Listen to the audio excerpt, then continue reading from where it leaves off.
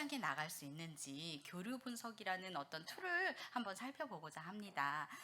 누군가가 저한테 목사님 기독교가 뭐예요? 라고 물어본다면 저는 아마도 은혜와 관계라고 한마디로 표현할 것 같아요. 왜냐하면 죄인인 우리를 구원하시기로 작정하신 하나님의 은혜가 죄인인 나를 대신하여 참 하나님이신 성자 예수님을 죽기까지 내어주셨습니다. 그것이 하나님의 은혜였습니다. 하나님의 은혜로 말미암아 예수 그리스도의 보혈로 죄 씻음을 받은 나는 이제 죄인이 아닌 의인으로 그리고 하나님의 자녀로 칭함을 받게 되었습니다. 내가 무엇인가를 잘해서가 아니라 오로지 하나님의 입장에서 나를 그렇게 택하시고 의인 삼아 주셨던 것입니다. 오늘 새로 여기 오셔서 무슨 강의가 있으니까 한번 가보자 해서 오신 분이 아니라면, 그 전부터 교회를 다니셨던 분이라면 대부분 저와 동일하게 하나님의 은혜에 믿음으로 반응하고 예수 그리스도께서 유일한 우리의 구세주 되심을 고백하실 것입니다. 우리 신앙 고백을 통해서도 고백을 하셨고요. 하나님께서는 이렇게 우리 모두를 하나님의 자녀 삼아주시고 하나님과 사랑의 관계를 회복하자고 말씀하시고 계십니다. 그렇기 때문에 기독교가 뭐예요? 라고 물어본다면 하나님의 은혜와 관계라고 표현할 수밖에 없습니다. 하나님과 내가 아무 관계가 아니라면 사실 은혜와 구원도 나에게 무슨 의미가 있겠습니까? 하나님께서는 우리를 자녀 삼으시고 이제 네가 나의 자녀답게 이 세상에서 살아주지 않을래? 하고 초청하고 계신 것입니다. 오늘 우리가 읽은 성경 말씀 역시 하나님의 자녀가 된 우리가 하나님의 자녀로서 어떻게 살아가야 하는지를 조금 구체적으로 말하고 있는 것 같습니다. 오늘 읽은 본문 13장과 14절 말씀을 보면 하나님의 자녀가 된 그리스도인이라면 어린아이에 머무는 것이 아니라 그리스도의 장성한 분량이 충만한 데까지 이르러야 한다라고 말씀하고 있습니다. 이것은 교회의 머리가 되신 예수 그리스도를 중심으로 교회의 각 지체를 이루고 있는 우리 각각 한 사람 한 사람의 성장을 의미하기도 하지만 또 이 각각 한 사람 한 사람의 성장이 균형 있는 성장을 통해서 교회 전체의 성숙됨을 의미하기도 합니다. 성장이 중요한 이유는 그리스도인들이 성장하지 않으면 오늘 읽은 본문의 말씀처럼 그리스도인다운 모습, 그리스도인다운 삶에서 멀어지게 하는 온갖 세상의 속임수와 유혹에 정말 풍파에 휩쓸리는 배와 같이 흔들릴 수밖에 없고, 그 흔들림 속에서 내가 정말 가야 할 방향을 잃어버리고 결국은 하나님을 향한 그 믿음까지도 놓치기 쉽기 때문입니다. 세상은 매 순간 우리를 유혹합니다. 때로는 거짓이 마치 진리처럼 우리를 혼돈에 빠뜨리고 세상의 흐름에 따르지 않는다면 마치 뒤처진 꼰대라고 취급받기도 하는 세상을 우리가 살아가고 있습니다. 제가 우리 딸하고 이런 이제 이야기들, 시사적인 이야기가 나오면 이야기를 많이 하고는 해요. 그럼 우리 딸이 늘 얘기하다 끝에 엄마 정말 꼰대 같아 이런 말 엄청 많이 하거든요. 그런데 꼰대라서가 아니라 성경에서 아니라고 하는 거는 우리가 단호하게 아니라고 말할 수 있어야 하기 때문입니다. 며칠 전에 이런 일이 있었어요. 저희 딸이 지금 대학교 2학년인데요.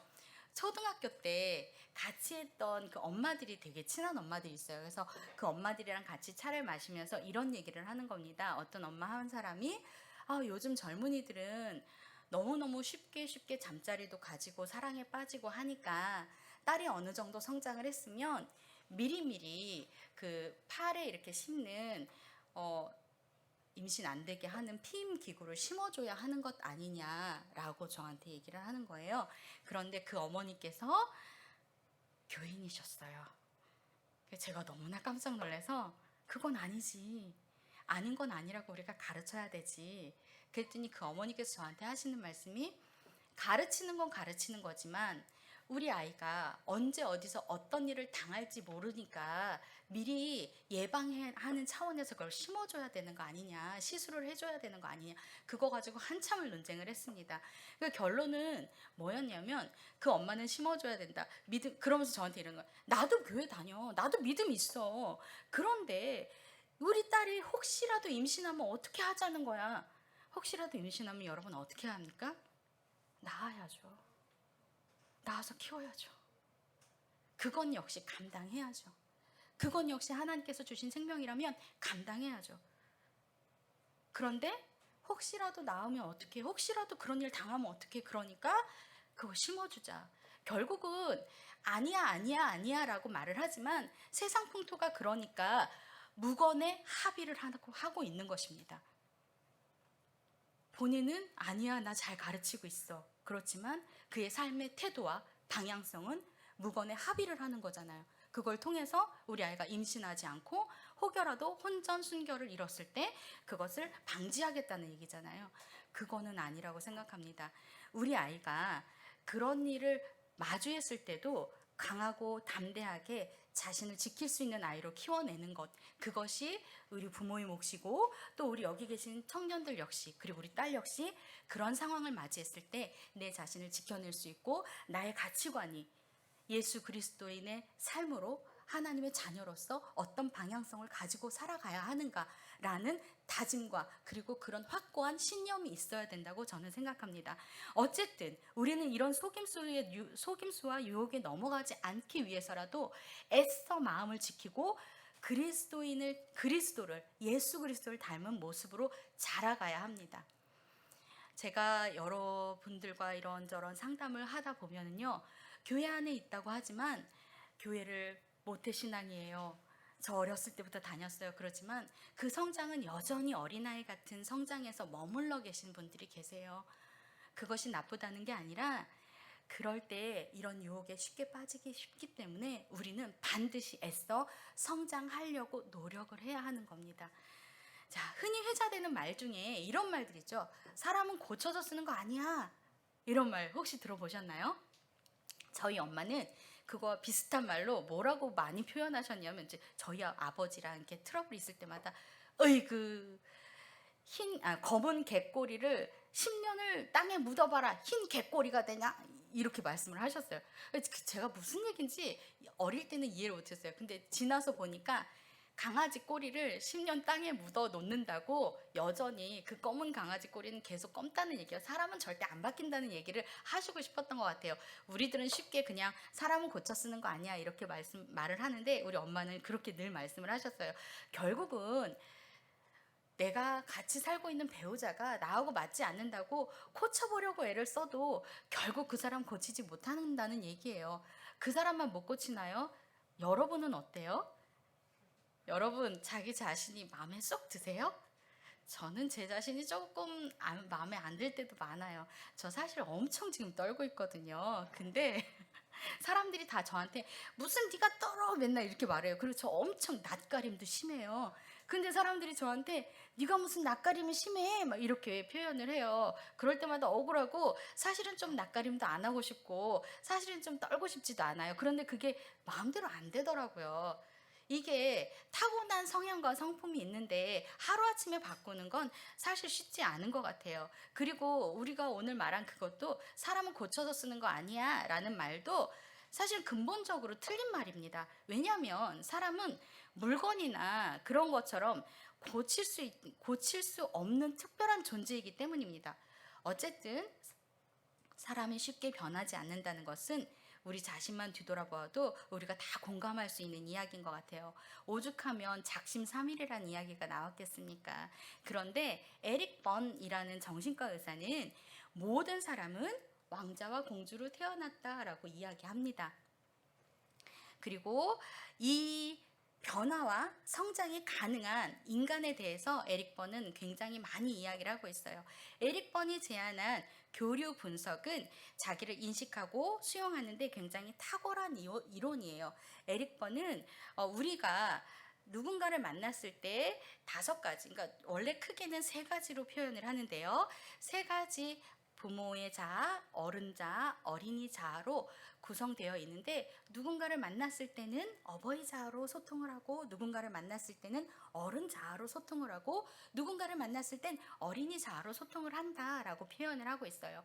그리고 이러한 소통의 방법을 교류하다라는 의미에서 그 소통의 방법과 교류하는 방법들을 분석해서 만들어낸 이론이 바로 교류 분석입니다. 그렇다면 이런 교류 분석을 우리가 하면서 특히 사람들이 스트레스 상황이 딱 닥치면, 갈등 상황이 딱 닥치면 그 갈등 상황을 마주하는 방법과 표현이 너무나 다르죠. 저 같은 경우는요, 예전에는 갈등 상황이 딱 닥치면 그 갈등 상황을 어떻게든 해결해 보려고 했어요. 오전에 우리 박병호 실장님 얘기하시면 반드시 이겨야 직성이 풀리는, 그렇게 어떻게든 해결해 보려고 했어요. 근데 요즘은 갈등 상황이 딱 닥치면 일단은 잠시 묻어둡니다. 이기려고 하는 게 아니라 잠시 묻어두고 때로는 내어주기도 합니다. 근데 이게 하루아침에 그렇게 된 건 아니에요. 이렇게 변하게 된 비법도 오늘 우리 함께 나누면서 이야기를 해보려고 합니다. 어쨌든 우리가 갈등 상황이 일어났을 때나 아니면 평상시에 누군가랑 대화하거나 할 때 우리가 많이 사용되는 그런 자아들 그리고 표현들, 이런 것들을 분석하면서 나는 주로 이런 성향의 사람으로 사람들한테 비춰지고 이런 성향으로 살아가고 있구나 라는 것을 볼 수 있습니다. 그리고 그런 거는 나를 잘 들여다보고 나서 내가 부족한 부분은 조금 채워 올리고, 내가 조금 너무 넘쳐서 과한 부분들은 조금 낮추고 하는 과정을 통해서 누구나 왕자 공주로 태어난 그 모습 그대로 변화가 가능하다라는 게 교류 분석의 핵심입니다. 자, 그렇다면 우리 아까 아버지 자아라고 말씀드렸던 것을 한번 살펴보려고 해요. 아버지 자아는 어린 시절에 부모나 그에 준하는 사람들에게 느끼거나 그 다음에 그들이 나에게 행동했던 것들, 그리고 그들이 나에게 표현했던 것들, 그런 것이 내 안에 메시지가 되고 내 안에 그대로 학습이 되어서 축적되고, 나 또한 그런 상황이 되었을 때 그런 표현들을 하는 것, 그것이 아버지 자아입니다. 아버지 자아에는 두 가지가 있어요. 보시면 비판적인 아버지 자아가 있어요. 말만 들어도 좀 느낌이 어때요? 어떤 느낌이 드나요? 마스크 써서 잘 못 들려요. 조금 딱딱한 느낌이 들죠. 그리고 말 그대로 비판적인 아버지자. 여러분의 아버님들은 조금 안 그러셨을 것 같아요. 그리고 지금 젊은 아버님들은 뭐 비판적인 아버지 자아의 모습보다는 뭐 너무나 막 사랑이 넘치는 아버지들이 많은 것 같아요. 저희 조카 같은 경우도 지금 결혼해서 자녀를 하나 낳는데 회사가 끝나면 무조건 집으로 달려가요. 왜? 너는 회식도 안 하니? 그랬더니 애 키우려고. 아내가 내가 가야 좀 쉴 수 있기 때문에 회사가 끝나면 무조건 달려가서 남은 시간을 다 아이를 돌보더라고요. 그리고 저녁에 새벽에도 육아도 같이 하고. 멋지죠. 그런 남자한테 시집가세요. 믿는 청년이었습니다. 어쨌든 네. 근데 저 때의 아버지 자아는 그렇지 않았어요. 저 때의 아버지는 딱 저런 비판적인 아버지 자아였어요. 그래서 어떤 표현을 많이 하셨냐면 뭔가 이렇게 딱 규칙적이어야 되고, 그거에서 벗어나면 엄청 혼나고, 그리고 왜 그랬어? 그 말도 되게 권위적으로 하시고, 그리고 이거 돼, 안 돼? 이런 식으로 표현하시는 거예요. 좀 부드럽게 표현하실 수도 있는데 좀 그렇게 표현을 하시거나, 아니면 도덕, 법, 질서, 규범 이런 거 무조건 지켜야 되고, 대신 장점이 그런 아버님들은, 옛날 아버님들 굉장히 책임감이 강하셨잖아요. 내 자녀와 내 가족을 위해서라면 뼈가 부스러져도 내가 뭐 어떻게든 먹여 살려야 되겠어, 이런 책임감이 강한 사람들이 비판적인 아버지 자아를 많이 사용을 합니다. 이것이 너무나 과하면 누군가를 비난하고 힐책하는 말들을 많이 해요. 야, 그거밖에 못해? 그게 최선이야? 이런 식으로 따져 묻거나 비판하거나, 그럼 야, 그거 말고 저거도 있었잖아, 이런 식으로 좀 강압적이거나 이런 표현들을 많이 쓰게 돼요. 주로 이제 어른들이 아래 사람한테 많이 써요. 그런데 비판적인 아버지자가 많이 발동되는 상황에서는 아이가 어른한테 쓰기도 하더라고요. 저희 딸이 저한테 가끔 엄마 이거 해놨어? 자기 거를 나한테. 그건 아니지 라고 제가 부드럽게 이야기를 하지만, 어쨌든 그런 아버지 상이나 그런 어머니 상을 받기 때문에 그런 걸 쓰는 거잖아요. 사실은 제가 저희 아이 어렸을 때 조금 그렇게 뭔가 규칙을 반드시 지켜야 되고, 저희 아이 어렸을 때는 제가 이만큼 하나님을 깊이 알지 못했었거든요. 그때는 뭔가를 내가 엄마 입장에서 뭔가를 잘 규칙을 정해놓고 그리고 그런 것들을 잘 이끌어 가야 된다고 생각을 했어요. 그래서 지금 생각해 보니까 어떤 집사님이 저한테 이런 말씀을 하셨어요. 선생님, 그때 제가 이제 어하나 교사를 하고 있었을 때인데, 선생님 혹시 딸한테 말할 때 집에서도 그렇게 말해요? 왜요? 선생님이 아이들한테 아니야라고 단호하게 말을 할 때는 그 표정과 말투가 도저히 그거를 아니요 하기 싫어요라는 말을 거절의 말을 못할 정도로 무섭게 표현을 한대요. 전 한 번도 제가 그래 보여요? 저 한 번도 그래본 것 같지 않은데 그랬다는 거예요. 근데 제가 이걸 공부하면서 우리 딸이 저한테 그런 태도를 할 때 그 선생님 말이 생각나는 거예요. 이 아이가 어렸을 때 나의 그런 모습을 보고 그대로 닮아서 어떤 것을 이렇게 평가할 때 저렇게 표현할 수도 있구나. 이렇게 제가 깨달았습니다. 그런데 만약에 이 비판적인 아버지 자가 없다면 어떻게 될까요? 규칙이 다 무너지겠죠. 질서가 다 무너지게 내 맘대로 내 뜻대로 이렇게 줄 맞추는 건 상상도 못 하고요. 앉고 싶은 대로 앉아야 되고 그렇기 때문에 비판적인 아버지 자아도 어느 분야에서는 필요합니다. 그 두 번째로는요. 양육적인 아버지 자아가 있어요. 양육적이고 보호적인 어버이 자아는 어린이의 성장을 도와주고 잘 보살펴주고 그런 어머니와 같은 기능으로 친절하고 동정심이 많고 그리고 애정이 많아요. 그리고 누군가를 보면 막 보호해 주려고 하는 막 그런 거 있잖아요. 쟤는 모성 본능이 참 많은 것 같아. 막 강아지가 막 쓰러져 있으면 그냥 우리는 지나가는데 고양이 막 이렇게 지나가면 우리는 지나가는데 뭐라도 사서 이렇게 주고 싶어 하는 친구들 굳이 있죠. 예, 모성 본능이 많은 친구들, 이런 친구들은 관용적인 태도를 나타내요. 그래서 이런 친구들은 칭찬도 많이 해주고요. 주변 사람들, 잘할 수 있을 것 같아. 너 진짜 오늘 예쁘다. 이런 말도 많이 해주고요. 그리고 뭔가 있을 때 누군가가 도움이 필요하면 테라사 수녀처럼 쫙 나타나서, 그거 내가 해줄까? 이런 친구들. 그런 친구들이 보통 이런 보호적인, 양육적인 어버이 자아를 많이 발동하는 친구들입니다. 그러다 보니까 이 친구들한테는 어려운 일이 생긴 사람들이 많이 기대겠죠.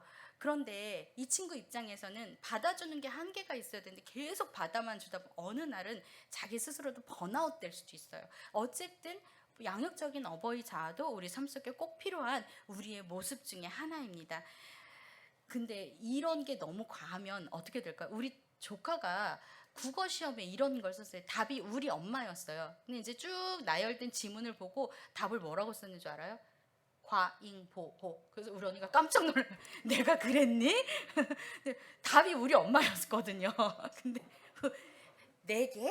과잉보호 이렇게 써갖고 와갖고 우리가 그날 엄청 웃었던 일이 있었는데 너무나 이게 과하면 아이 입장에서는 우리는 보살펴준다고 했는데 그리고 뭐 남사친 여사친 또는 이제 사귐 속에서도 나는 남자친구를 잘 보살핀다고 했는데 나는 여자친구를 잘 보살핀다고 했는데 너무 과도하게 간섭한다고 느낄 수도 있거든요. 그게 양육적인 어버이 자아를 많이 쓸 때입니다. 근데 이게 만약에 없다면 어떻게 되겠어요?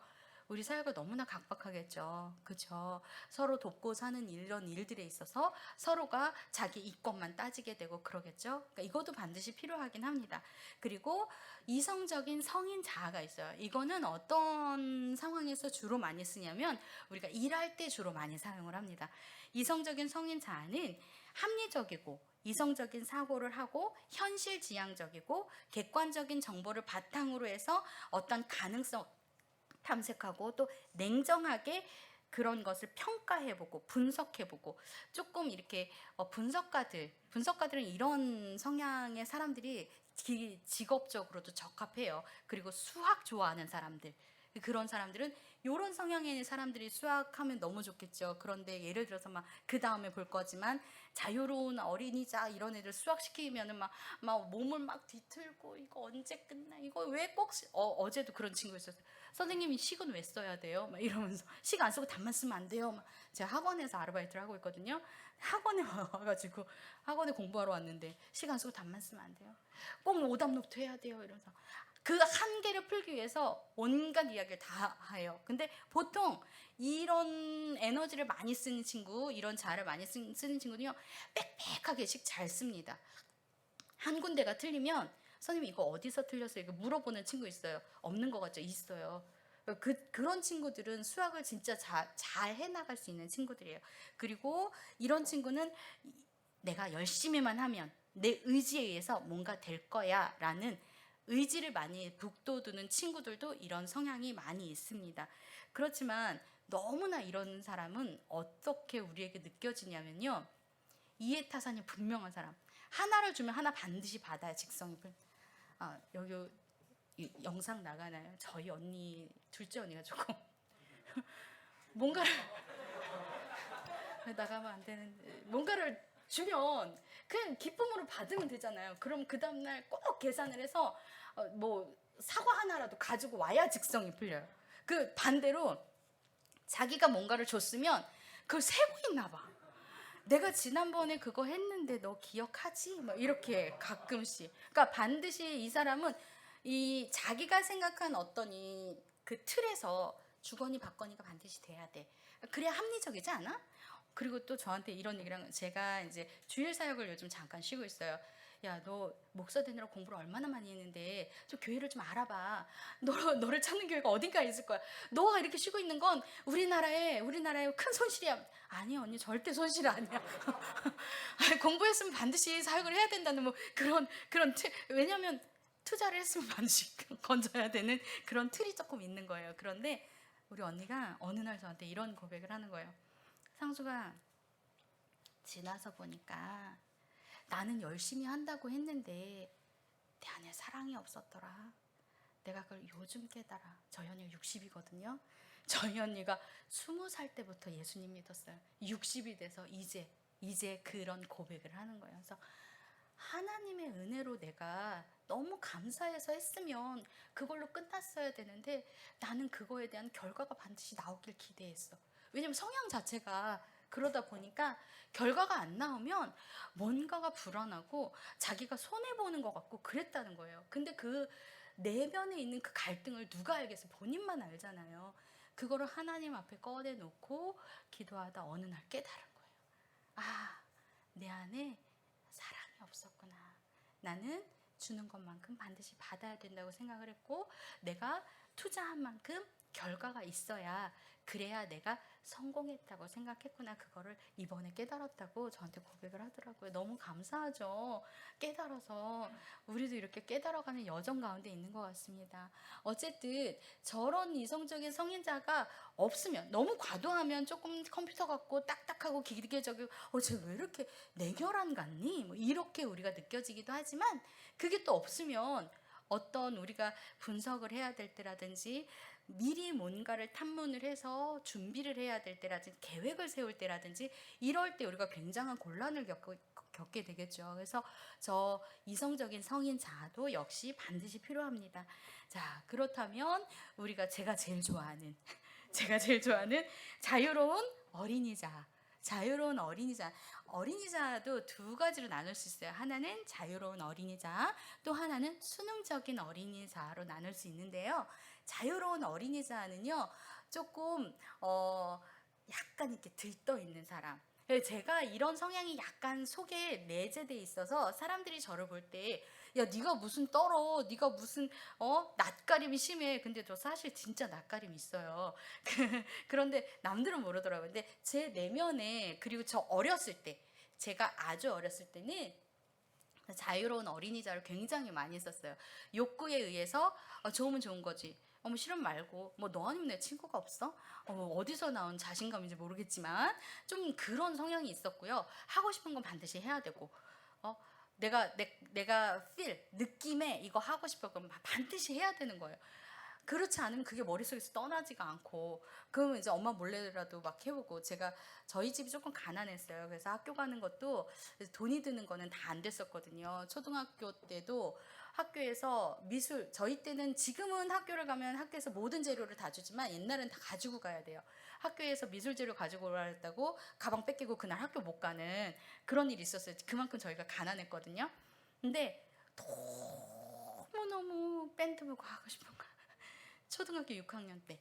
그 기악 때 있잖아요. 막 이렇게 뭐 돌리고 막 거기서 클라리넷을 배웠는데 너무 그게 하고 싶은 거예요. 저는 자유로운 어린이 잘해서 일단은 가서 지르고 막 신청을 하고 그리고 나서 뒷감당은 나중에 어떻게 되겠지 좀 이런 결국은 어떻게 됐어요. 그래서 하기는 했는데 하기는 했어요. 그리고 저게 어느 때까지라든 아가씨 때까지 좀 그랬는데 고등학교 때 소풍을 갔어요. 좀 전에도 제가 잠깐 얘기를 했지만 고등학교 때 소풍을 갔는데 저희 성남에서 헌인릉으로 소풍을 나온 거예요. 성남에서 서울을 처음 나온 거예요. 근데 짜장면이 너무 먹고 싶은 거예요.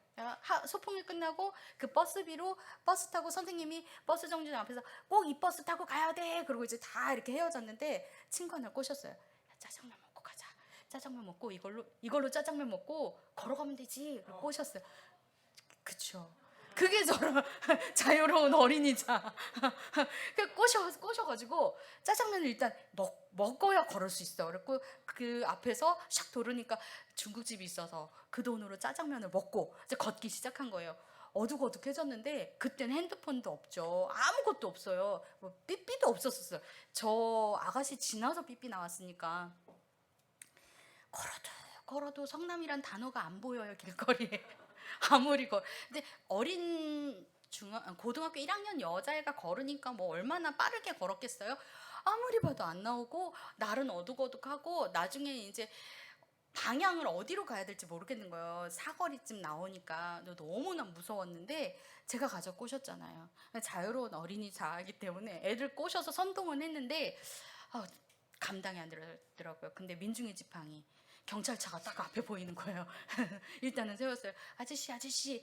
근데 저렇게 자기 표현을 과감하게 하니까 그게 가능했던 것 같아요.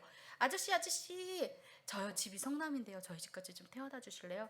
근데 이 아저씨가 관할을 벗어나면 안 됐던 것 같아요. 그래서 집까지는 못 태워다 주시고 그 경계선까지 태워다 주시고 여기서 몇 번을 타면 갈 수 있으니까 그러면서 돈을 쥐어 주셨어요. 그래갖고 집에 왔다 엄마한테 등짝 스매싱. 이놈의 기집애가 지금 시간이 몇 시인데 이 밤까지 집안은 난리가 나고 왜냐하면 학교에서 애들 다 왔는데 저하고 제 친구만 안 온 거예요. 집안은 난리가 나고 저렇게 그리고 그거에 대해서 별로 죄책감도 없고 그냥 하고 싶어서 했는데 그게 뭐 어때서 잘 살아 돌아왔잖아.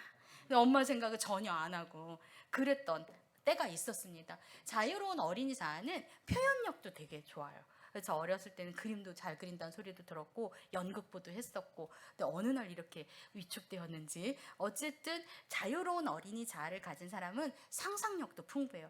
그래서 진짜로 그걸 해내기도 합니다. 저희 조카가 수영장을 갔는데 갑자기 튜브를 막 타고 놀다가 갑자기 막 뛰어오는 거예요. 그랬더니 튜브를 탁 던지고 막 물속으로 풍덩 들어가요. 빠져 죽을 뻔했잖아요. 그래서 건져왔어요. 너 왜 갑자기 튜브를 버리고 뛰어들어간 거야? 했더니 막 울면서 엄마 내가 튜브에다 바람을 훅 불어가지고 튜브를 탔더니 둥둥 뜨잖아? 근데 여기서 바람이 나왔으니까 나도 둥둥 뜰 줄 알았어. 자유로운 어린이자 상상하고 그대로 해보는 우리 조카가 그랬어요. 근데 이런 자유로운 어린이 자들 예술적인 감각들이 뛰어나 왜냐하면 자기 표현을 자주 하다 보니까 그런데 만약에 저런 예술적인 감각을 다 묻어두고 억압하고 그러면 우리가 이렇게 예쁜 공간에서 예배 드리는 것도 좀 어렵겠죠. 그리고 음악하는 사람들 그 악상이 떠오를 때 바로바로 표현을 해야 되는데 표현을 안 한다면 오늘 부른 그 아름다운 찬양들은 우리에게 없었겠죠. 자유로운 어린이 자아 역시 반드시 필요합니다. 그리고 마지막으로 우리가 살펴볼 것이 순응하는 어린이자.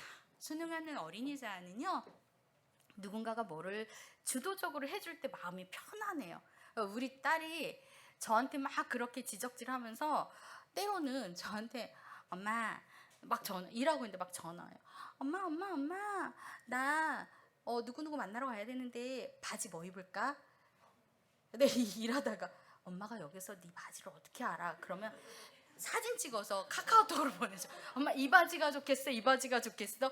결정 잘 못해. 수능하는 어린이자 가진 친구들 그게 발동이 되면 혼자 잘해요. 근데 어느 날 어리광 부리고 싶은 날이 있나 봐요 엄마한테. 그러면 머리끝부터 발끝까지 다 물어봐. 그런 날은 엄마 나 머리를 풀을까 묶을까 감을까 모자를 쓸까? 엄마 바지 이거 입으면은 신발은 뭐지? 제가 이거를 안 배웠으면 야 그랬을 텐데 제가 그럴 때는 어른자로 냉정하게 가는 것이 어디니? 거기 누구를 만난다고? 그런 냉정하게 표현 덜 싸우는 거죠. 만약에 제가 비판적인 야, 넌 나이가 몇인데 아직도 엄마한테 그걸 물어봐? 말이 돼? 야, 그런 거는 어젯밤에 미리미리 챙겨놨어야지. 엄마한테 이 시간에 전화하는 게 그게 너는 상식적으로 된다고 생각하니? 이렇게 따지면 아까 표현한 갈등, 구도가 되겠죠. 그러니까 우리가 적절한 때에 적절하게 자기 자아들을 어떻게 쓰느냐에 따라서 갈등 구조로 갈 수도 있고 때로는 더 돈독한 관계로 갈 수 있는 것 같습니다. 우리 여기 계신 청년분들이 이거를 분석을 했으면 이거 자기 걸 보면서 하면 너무 좋았겠죠. 야고르지요. 네 분은 제가 지금 안 드리는 게 이제 그분만 막 이렇게 잘 갖고 볼 거예요. 분명히 나는 어느 자를 많이 쓰지 막 이렇게 볼 거예요. 그러면 옆에 있는 분들 너무나 시샘할 것 같아서 다 끝나고 드리려고 제가 가지고 있습니다. 여기에 네 분이 해주셨는데요. 너무나 재밌었던 것은 세 분이 그래프가 거의 비슷하게 나왔어요. 뭐가 나왔냐면 양육적인 아버지자가 높고 자유로운 어린이자도 높은 두 가지가 높은 이렇게 M자형으로 구도가 나왔어요. 이런 분들은 누군가가 말을 하면 김보성인가요? 의리하는 아저씨 있죠. 그 아저씨 같은 성향이 되기가 쉬워요. 왜냐하면 앞뒤 분간 안 가리고 여기에 그렇게 쓰진 않았지만 이해하기 쉽게 표현하면 앞뒤 분간 안 가리고 일단은 누군가가 힘들어해. 그러면 돕고 싶은 양육적인 어버이자가 발동함과 동시에 표현을 해버려 그 자리에서. 그러니까 의리, 야 내가 해줄게. 그리고 뒷감당은 안 되더라도 일단은 가고 보잖아요. 그래서 저런 분들은 같이 사는 분이 조금 저렇게 계속만 쓴다면 같이 사는 분이 조금 힘들죠. 저희 둘째 형부가 저렇더라고요. 네, 우리 둘째 형부는 의리, 근데 우리 둘째 언니는 뭐예요? 합리적이어야 되잖아요. 도대체 이해가 안 되는 거. 저 남자가 왜 저러고 뛰어나가? 사업을 한다면서 사업을 하는 거야? 아니면은 자선 사업을 하는 거야? 아니 여보 그런 상황에서는 좀 이거를 이렇게 저축을 한 다음에 도울 수도 있죠. 저희 형부 잘 돕거든요. 진짜 어려운 사람 우리 형부 찾아가면 돼요. 우리 형부 잘 도와주세요. 턱턱 도와주시는 분이라 그래서 사업이 망했나 봐요. 지금은 못 도와주실 수 있어요. 어쨌든 우리 형부는 그런 분이셔요. 그런데 우리 언니는 합리적이어야 돼. 그거를 주더라도 당위성이 있어야 되고. 왜냐하면 그걸 그냥 줬을 때 그 사람이 어떤 마음으로 받겠어? 그 사람에게 줄 만한 명분이 반드시 있어야 되지 않겠어? 이런 어떤 합리성이 있어야 그게 제공이 된다라고 생각을 해요. 근데 이런 분들은 그 뭐가 중요해? 필요하다잖아 지금 어렵다잖아. 이렇게 나오니까 둘이 갈등이 있을 수밖에 없겠죠. 근데 이거를 두 분이 은혜 안에서 이거를 우리의 생각과 우리의 의지로 가는 것이 아니라 하나님께 여쭤보자. 하나님께서 이걸 어느 쪽으로 흘러가기를 원하시는가. 만약에 그렇게 한다면 갈등이 좀 줄지 않을까요? 어찌됐든 우리는 누구나 다 다르게 태어났어요. 그렇지만 에릭번이 말을 하는 것처럼 우리는 누구나 왕자와 공주로 하나님께서 특별히 지어주신 누구의 형상을 따라? 하나님의 형상을 따라. 그럼 우리 안에 누가 있어요? 우리 안에 하나님의 형상이 그대로 남아있다는 얘기죠. 어느 한 부분의 점수가 높다고 해서 그게 너가 이런 거잖아. 그래서 네가 이번 일에 그렇게 계획성 없이 막 지른 거 아니야? 이럴 게 아니라 이 친구가 있어서 우리가 이런 부분에서 조금 더 적극적으로 표현할 수 있었지. 이 친구가 있어서 좀 우리가 미리미리 계획할 수 있었지. 이 친구가 있으니까 주도적으로 어떤 질서 있게 우리가 일을 해결해 나가고 있는 거지. 서로 보완하라고 우리가 이런 것을 배워가는 것 같습니다. 참 하나님이시고 참 사랑이신 예수님께서는 이 땅에 오셔서 하나님의 자녀로서의 진정한 모습이 어떠한지 우리에게 직접 보여주셨습니다. 우리는 예수님을 기준 삼아서 그 기준을 마음에 품고 예수님처럼 되려고 노력하며 성장해 나가야 합니다. 그런데 어디 그게 꼭 우리의 힘만으로는 되나요? 어쨌든 이상적인 자아 상태는 어떤 상황이냐면요. 이상적인 성인 자아가 나머지 어버이 자아와 또 어린이 자아를 균등하게 합리적으로 이럴 때는 조금 더 우리가 도와줘야 되겠지.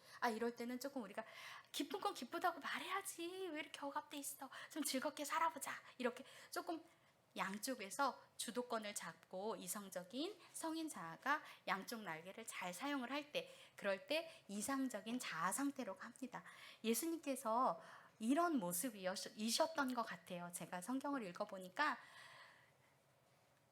이거 우리 앞전에 읽은 말씀이라, 그리고 번역이, 저는 개역개정을 가져왔는데 조금 어렵죠. 여러분들이 읽으신 성경이 훨씬 이해는 쉬운 것 같아요.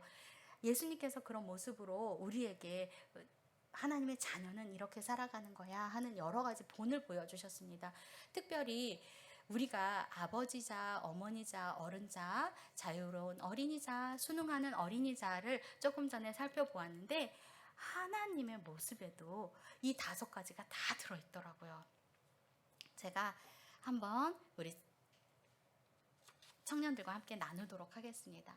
공의로운 하나님, 아버지 자아는 공의로운 하나님과 너무너무 닮아 있어요.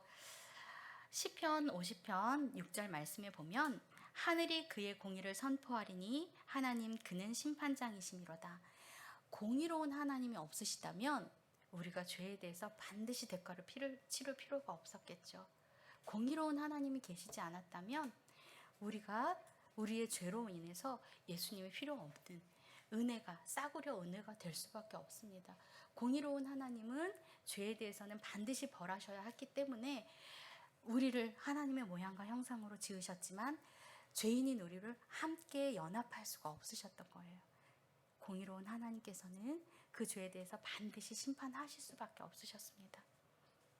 그 공의로운 하나님께서는 나중에 우리가 하나님 앞에 섰을 때 공의로운 심판대에서 우리를 예수 그리스도의 보혈로 완전히 깨끗이 씻음받은 하나님의 자녀로 우리를 품어주실 것입니다.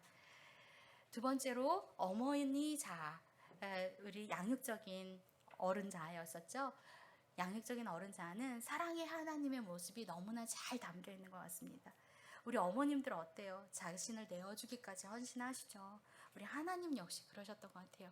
우리를 위해 독생자 아들을 기꺼이 내어주시고, 뿐만 아니라 제가 성경 보면서, 제가 저희 학원의 원장님을 성경 말씀을 가르치고 있는데요, 저희 학원 원장님께서 이런 얘기를 하는 거예요.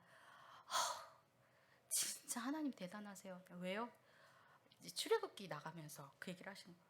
어쩜 이렇게 지긋지긋하게도 말을 안 들어요. 돌이켜놓으면 또 말 안 듣고, 돌이켜놓으면 또 말 안 듣고, 아니 양심들도 없나 봐요 이러시는 거예요. 본인도 모태신앙이시래요. 근데 지금까지 성경을 제대로 꼼꼼하게 배워보질 못해서 하나님의 마음을 제대로 몰랐던 거예요. 그런데 이번에 이제 성경을 꼼꼼하게 공부를 하시면서 하나님의 마음이 이렇게 확확 들어오니까 인간의 죄성이 그 성경 안에서 막 다 보이시는 거예요. 아니 하나님 지금 몇 번을 용서해 주셨는데 또 돌이켜서 또 원망하고, 아니 양심들도 없나 봐요. 그게 이제서 보이시는가 봐요. 어쨌든 사랑의 하나님 우리를 끝까지 버리시지 않으시잖아요. 우리가 어떤 행위를 잘해서가 아니라 우리의 있는 모습 그대로. 제가요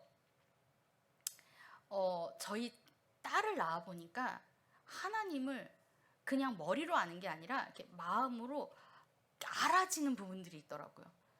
얼마나 미운 짓을 하던지, 진짜 아까 잠깐 들었는데도 지금 복장 터지는, 근데도요 놓을 수가 없어요. 예뻐요.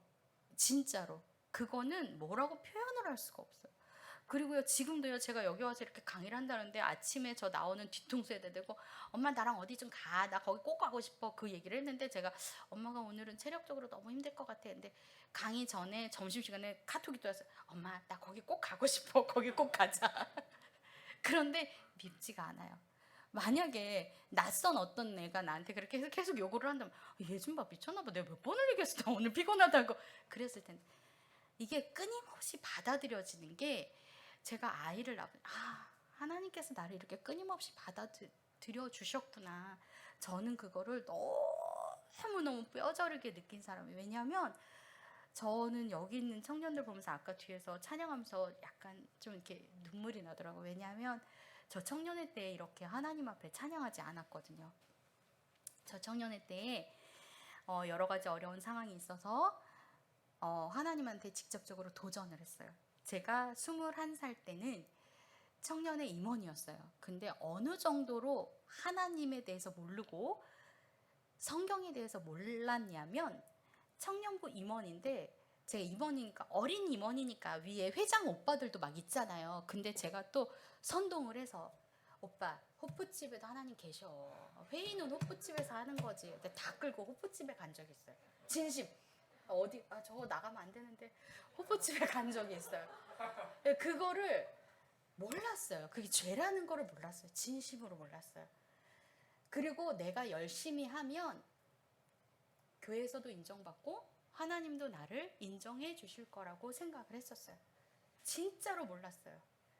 그런데 어떤 일들이 사건이 터지고 제가 교회 안에서 상처를 받고 교회를 청년회 때 정말 가장 중요한 청년회 때 교회를 떠나면서 제가 뭐라고 하나님한테 얘기를 했냐면 하나님 살아 계시나요? 하나님 살아 계시다면 어떻게 저한테 이러실 수 있어요? 하나님 안 살아 계시는 것 같아요. 그러면서 청년회 때 교회 완전히 떠났어요. 그리고 하나님이 싫어하는 짓만 골라 할 거예요. 그리고 맥주집 회의 때 호프집 데리고 갔으니까 나이트도 가고 했겠죠. 그러면서 그게 죄라는 걸 전혀 몰랐었어요. 그런데 하나님께서 저를 끝까지 붙잡고 계셨더라고요. 그리고 하나님께서 저를 돌이키시고 하나님의 자녀 삼아 주셨어요. 그럼에도 불구하고 저는 교회 안에 다시 들어왔을 때도 하나님의 은혜임을 깨닫지 못했어요. 그거는 조금 이따 한 번 더 말씀을 드릴게요. 그렇게 우리가 아무리 죄를 지어도 끝까지 우리를 버리지 아니하시고 끝까지 우리를 놓지 아니하시고 붙잡고 계시는 사랑의 하나님, 그 사랑의 하나님이 내 안에 어버이 자아로 남아 있습니다. 그리고 지식의 근본이신 하나님, 성경은 이렇게 말을 하죠. 여호와를 경외하는 것이 지혜의 근본이고 거룩하신 자를 아는 것이 명철이다. 잠언에서 이렇게 말씀하고 있습니다. 여호와를 아는 것이 지혜의 근본이라는 거, 여호와를 경외하는 것이 지식의 근본이라는 거. 그때는 몰랐어요. 그때는 내가 뭔가 열심히 하면 되는 줄 알았어요. 근데 아니더라고요. 성경 안에 세상을 살아가는 모든 방법이 다 있더라고요. 어느 정도로 디테일하게 적혀 있는 줄 아세요? 잠언 말씀에 보면요, 이거 혹시 아는 친구들 있을 수도 있어요. 너희 이웃집에 자주 가지 마라. 그가 너를 싫어할까 하노라.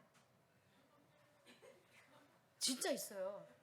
제가 그거 몇 장 몇 절인지 못 외웠는데 그게 제 마음에 딱 남아 있었던 게, 제가 아이를 키울 때 혼자 키우다 보니까 너무 힘든 거예요. 그래서 우리 앞집 언니네 집에 맨날 갔어요. 가면은 그 앞집 언니 집에서 살림하는 언니라 맨날 밥을 해줬거든요. 맨날 밥 해주고 우리 애도 다 씻겨주고, 그리고 저는 그 언니네 집에 가서 놀러 가서 말만 하면은 언니하고 수다 떨면 언니가 하루 종일 심심했으니까 우리 애 다 밥 챙겨주고 기다려주면서 다 돌봐주셨던 거예요. 그래서 저는 편해서 갔어요. 근데 그 말씀 딱 듣고 제 언니한테 전화해서, 언니 요새 나 피하는 게 이 말씀 때문인 것 같아. 그러면서 농담 삼아 전화해서 그 말씀 읽어줬어요. 그래서 언니, 그동안 언니가 나한테 잘해준 거 내가 몰랐어. 근데 성경 말씀 보니까 언니 나 되게 귀찮았겠다. 언니 미안해. 그 언니가 가끔 그 전화할 때 나한테 그 얘기를 했어요. 너 참 신기해. 내가 교회만 안 가면 네가 전화해서 성경 말씀 얘기하더라. 참 신기해. 근데 그때도 몇 주간 좀 여러 가지 일이 있어서 교회를 안 갔대요. 그래서 마음속으로 예배를 드리러 가야 되는데 이런 찔림이 있었는데, 그때 제가 딱 전화를 해서 이 말씀을 얘기를 한 거예요. 그러면서 언니 성경 말씀 보니까 언니한테 내가 꼭 하고 싶은 말이 있어. 그 언니랑은 지금까지도 그래요. 자주 연락하지 않거든요. 근데 어쩌다 연락하면 그냥 하나님 내게 그 언니 생각나게 하고 막 안 보물어야겠다 전화하면 나 요즘 교회 못 갔어 미안해. 그러면서 그 언니가 하는 말, 너 보니까 하나님 살아계신 것 같아. 아멘. 감사하죠. 제가 하는 게 아니라 성령님이 제 안에서 지혜를 주시고 살피게 하시고 돌보게 하시고, 제 지혜가 아닌 거죠. 성령님께서 깨닫게 하시기 때문에. 제가요 성경 말씀 이렇게 잘 몰랐어요. 근데 성경을 읽기 전에 제가 하나님한테 제가 짧거든요. 학벌도 짧지만 기억력은 더 짧아요. 그래서 읽으면 뒤돌아서면 잊어버리는 거예요. 우리 실장님은 암송을 되게 잘하시잖아요. 몇 장 몇 절까지 다 암송하시거든요. 저 어하나 교사였었어요. 어하나 교사를 하면 성경책 달달달달 외워야 되는 부분들이 되게 많아요. 어하나 아세요? 예, 그쵸. 암송 되게 많죠. 저 그 다 암송했어요. 배지 장난 아니에요. 여기서부터 여기까지 막 등자까지 다 진짜. 근데 하나도 기억 안 나요. 예. 배지 딸 때만 기억하고 배지 딱 따고 나면 기억이 안 나는 거예요. 저의 이 짧은 머리로는 성경을 이렇게 나눌 수 있는 그런 존재가 못 돼요. 근데 그때마다 하나님께서 정말 기억나게 해주시는 거, 하나님의 지혜이신 것 같아요. 그래서 제가 합리적으로 판단하고 제가 이런 상황에서 어떻게 하는 것이 가장 하나님 보시기에 옳은지 깨닫게 해주시는 것 같아요. 자, 기쁨의 하나님, 자유로운 어린이자. 물론 그렇게 저처럼 막 방황하고 그러면 어머니 걱정을 하시게 하겠지만, 사실은 우리가 기쁨을 표현하지 않는다면 이 세상이 얼마나 삭막하겠어요. 그리고 우리에게 주신 그 영감을 우리가 자유롭게 표현하지 않는다면 창조적인 일들이 어떻게 일어나겠습니까? 하나님께서는 기쁨의 하나님이십니다. 그리고 창조의 하나님이세요. 이 세상 모든 만물을 누가 창조하셨다고요? 하나님께서. 이 창조력은 자유로운 어린이자에 너무나 많이 담겨 있죠. 하나님께서 창조하신 거 보면 너무나 신기하잖아요. 이 중에서 우리 얼굴 똑같은 사람 하나도 없어요. 그쵸? 근데 더 신기한 건 뭔지 알아요? 제 딸하고 쟤하고 닮았어요. 불행해 보이는구나. 못생겨서. 근데 괜찮아요. 업그레이드가 됐다고요. 72년산이 아니라 2002년산으로 뉴 신형으로 이뻐요. 닮았는데 이상하게 이뻐. 이렇게 안 생겼다고요. 우리 딸이 어느 날 저를 가만히 보더니 이러는 거야. 엄마, 중학교 때예요. 못됐어요. 진짜. 중학교 때인데 밥을 먹다 저를 딱 보더니 엄마, 회개해. 왜? 하나님께 영광을 드릴 수가 없네.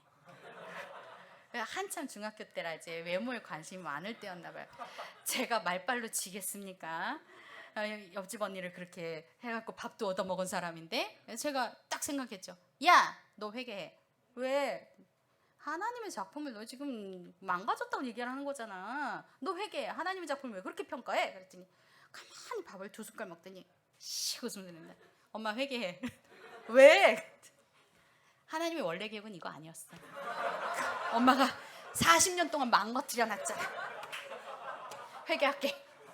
그래서 제가 블로그가 아니라 이제 글을 올렸어요. 페이스북에. 저희 신대원 동기들이 쫙, 누님 저는 통회하며 회개해야 합니다. 저는 기도원 들어가서 금식하며 회개해야 됩니다. 참 재밌는 일이 있었는데, 어쨌든 우리 아이가 그런 창조적인 이야기를 어떻게 하겠습니까?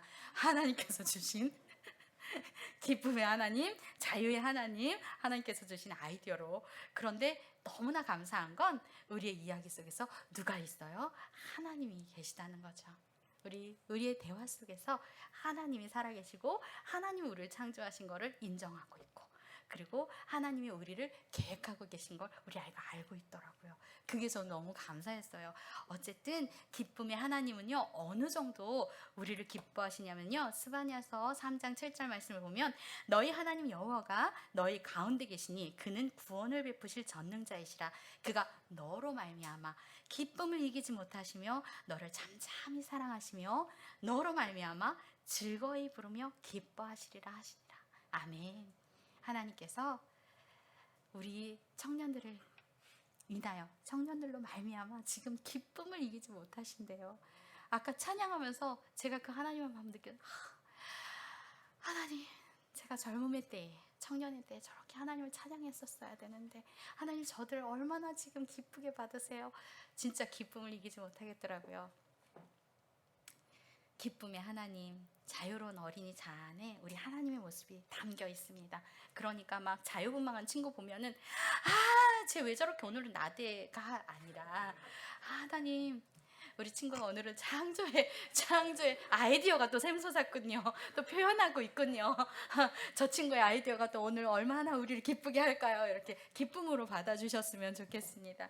자, 마지막으로 겸손하신 하나님, 순응하는 어린이자 어떤 상황에서도 자기를 드러내기보다는 타인들의 말에 수용해주고, 그리고 그들을 돕는 일, 그리고 누군가가 요청을 했을 때 그대로 응해줄 수 있는 겸손의 하나님. 예수님께서는요, 뭐라고 말씀하시냐면요, 나는 마음이 온유하고 겸손하니 나의 멍에를 메고 내게 배우라. 그리하면 너희 마음에 쉼을 얻으리니. 겸손의 하나님, 정말 왕이신 하나님께서 우리를 위해 친히 이 땅에 우리의 육신의 몸을 입으시고 내려오셨어요.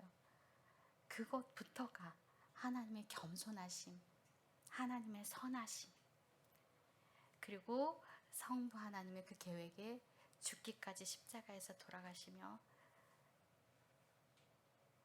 내 원대로 마옵시고 하나님의 원대로 하옵소서. 그리고 그 십자가를 끝까지 감당하신 그 하나님, 그 하나님의 모습이 우리 안에 있는 것 같습니다. 어떤 친구가 어떤 일에 뭐든지 순종적이라면 겸손의 하나님의 모습을 닮아서 저렇게 모든 일에 매사에 수용하고 포용하고 겸손하구나, 이렇게 표현해 주세요. 어떤 엄마가 저한테 이런 얘기를 하는 거예요. 선생님, 저는요, 학교 다닐 때 우리 반에 되게 찌질한 남자애가 있었거든요. 그래서 그 찌질한 남자를 보면서 속으로 그랬지. 쟤는 도대체 뭘 먹어서 저렇게 찌질한 거야. 쟤네 엄마는 얼마나 속상하실까. 맨날 걔를 볼 때마다 그랬대요. 그랬는데요, 선생님, 제가 그런 찌질이를 낳았어요. 그러면서 저한테 와가지고. 근데 그 아들이 용기가 없어요. 그래서 어떤 일을 하려면 되게 두려워하고 주저하고, 근데 그 모습을 볼 때 딱 자기가 흉봤던 그 친구가 오버랩이 됐던 거예요. 그래서 막 그 얘기를 하시는 거였어요. 내가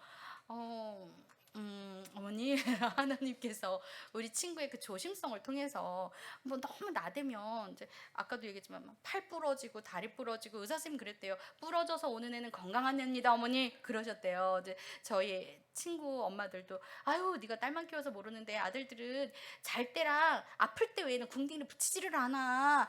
그냥 저 인간이 살아있다 생각하면 돼. 그렇게 얘기하시더라고요. 근데 이 엄마는 아들이 좀 그랬으면 좋겠는 거예요. 그런데 이 아들은 굉장히 차분해요. 그러니까 이 친구는 차분하게 하는 일들을 되게 잘해요. 진짜로. 그래서 제가 어머니, 우리가 다 모양이 달라요. 하나님께서 그 친구를 통해서 계획이 있으실 거예요. 그런데 너무나 감사한 건 어머니 아주 어렸을 때 누군가를 판단하고 비판하고 그랬던 거 하나님께서 오늘 회개하게 하시네요. 그런 찌질한 아들을 하나님께서 보면 크게 쓰실 겁니다. 근데 그 친구가 지금 미국에 가서요, 펜싱도 잘하고요, 미국에서 밴드부에서 여기 기타 치시는 분 되게 멋있게 치시더라고요. 그 친구 영상 올라왔는데 진짜 멋있게 기타를 팍 치는 거예요. 그 친구가 그럴 거라고 우리 상상을 못했어요. 진짜로. 하나님께서 어떤 때에 어떤 방향으로 들어 쓰실지는 우리 아무도 몰라요. 그리고 이런 겸손한 친구들은 자기에게 주어진 일을 끝까지 잘 해내요. 진득하게 잘 해낼 수 있습니다. 우리 안에 굉장히 다양한 모습이 있어요. 이 다양한 모습이 어떤 게 옳고 어떤 게 그른 건 아니에요. 하나님께서 다양한 모습으로 우리를 지으시고 그 다양한 모습들이 서로 어우러져서 함께 살아가라고 말씀하시고 계십니다.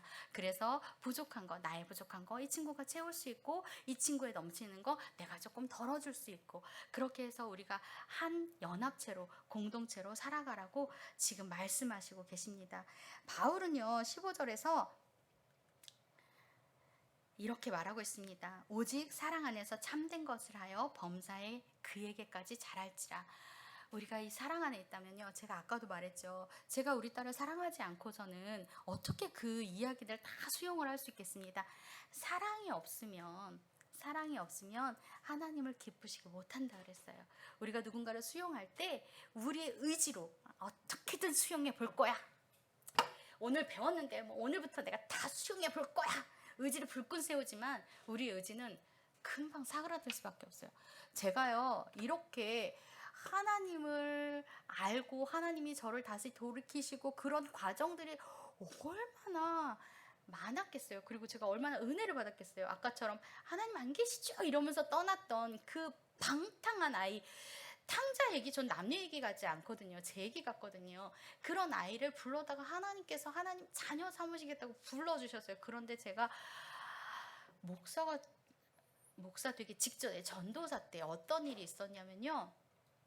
제 위에 제가 교육부에서 담당하고 있는데 제 위에 교육부 전도 목사님이 부임을 하셨어요. 근데 이분이 너무나 독특하셔서 목사님들 교회 오는 걸 싫어하세요. 그래서 딱 예배 시간 외에는 왜 교회를 와야 되냐고 맨날 우리한테 뭐라고 하세요. 그러시고 이제 그분의 나름대로 철학이 있으셨는데 그리고 뭔가를 하려면 그런 거 하지 마세요.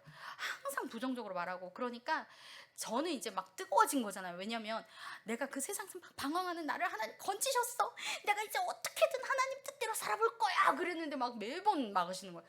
그거 안 돼요. 하지 마요. 아유 목사하는 게 얼마나 힘든지 아세요? 그러면서 전사님 지금 안수받기 전에 빨리 돌이키셔도 돼요.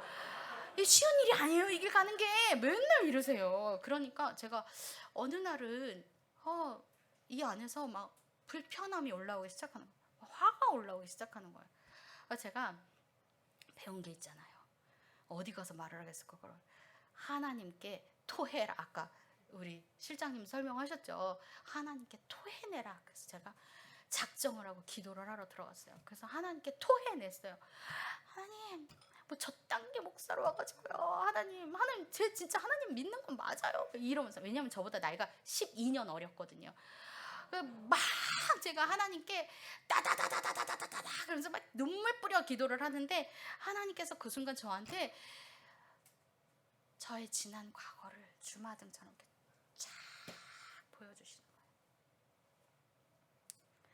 상수가 불과 몇 년 전만 해도 너 나 이렇게 사랑하지 않았잖아. 그거를 주마등처럼 쫙 보여주시면서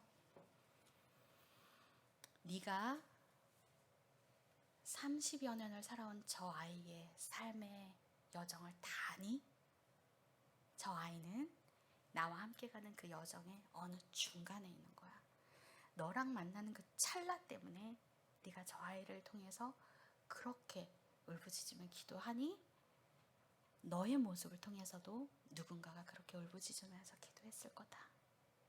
제가 그때 하나님한테 완전히 꼬꾸라졌어요. 하나님 죄송해요. 제가 하나님 내 안에 계시다고 하면서 또 이렇게 교만했어요. 근데 제 머리로는 도저히 이해가 안 됐어요. 하나님. 그리고 제가 기도를 하는데 하나님께서 제 마음에 네가 나와 함께 가는 그 여정에서 이만큼 자란 것처럼 저 아이도 나와 함께하는 그 여정 가운데서 자라가고 있을 거야. 그 마음을 확 부어주시는데 이 안에서 하나님 죄송해요. 그리고 받아들여지더라고요. 그분이 그냥 나도 모르게 그냥 수용되어지더라고요. 저러는 데는 저럴 만한 이유가 있겠지가 그제부터 되더라고요. 그래서 그 다음부터는 그분이 하지 말라 그래도 그냥 열심히 했어요. 열심히 하고 부서의 연합을 위해서 뭐 준비할 거 있으면 먼저 준비해서 제가 먼저 나눠드리기도 하고 잘 지냈어요. 정말로. 근데 중요한 거는 그 이후에도 그분은 여전히 교회 지금도 저한테 그 교회 분들 그 목사님 지금도 교회 오는 거 별로 안 좋아해요. 그렇게 전화 와요. 근데 제가 얘기해요. 다른 일이 있으시잖아요. 그리고 하나님께서 부어주신 비전이 따로 있으실 거예요. 우리가 그거를 다 알 수 없잖아요. 근데 교회에서 말씀 열심히 잘 전하시면 되죠. 이렇게 안아드리게 되더라고요. 근데 우리는 다 하나님과의 관계성 속에서 어느 여정 가운데 있는 것 같아요. 어떤 사람은 성장이 빠르게 되기도 하고 어떤 사람은 성장이 더디게 되기도 하는 것 같아요. 그렇지만 중요한 것은 우리의 힘으로 하는 건 한계가 있어요. 내 힘으로 어떻게든 포용해 보려고, 내 힘으로 어떻게든 이해해 보려고 한계가 있어요. 우리는 방향성을 하나님께 둘 수는 있어요. 하나님, 제가 그렇게 해볼게요. 하나님, 제가 성령님에 따라서 살고 싶어요. 다짐하고 결단하고 우리가 그거 반드시 필요하죠. 그런데 그것만큼 필요한 거 예수 그리스도께서 내 안에 임재 계시고 예수 그리스도께서 나를 통해서 나를 먼저 변화시키고 내 안에 예수 그리스도가 충만해질 때 그때 비로소 상대방이 수용이 되어지고 상대방이 이해가 되어지는 것 같습니다. 마지막 말씀 보면 그에게서 온몸이 각 마디를 통해 도움을 받음으로 연결되고 결합되어 각 지체의 분량대로 역사하여 그 몸을 자라게 하며 사랑 안에서 스스로 세우느니라. 우리 한 사람 한 사람이 예수 그리스도로 충만해져서 내가 하나님의 말씀 앞에 온전히 서 있을 때, 내 지체들도 그렇게 서 있을 때 우리 드림의 교회가 하나님께서 기뻐하시는 정말 건강하고 성숙된 교회로 성장해 나갈 거라고 믿어 싶지 않습니다. 우리 이 시간 함께 찬양했으면 좋겠습니다.